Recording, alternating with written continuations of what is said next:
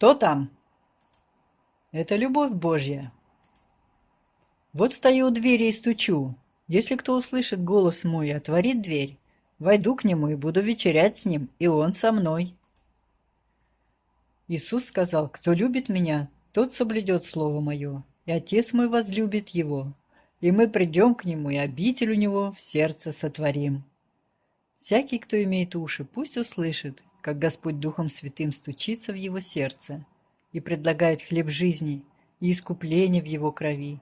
Пока еще есть время благодати для покаяния, поверьте в Иисуса Христа, и живы будете. Господь наш Иисус Христос скоро придет. Аллилуйя. Аминь.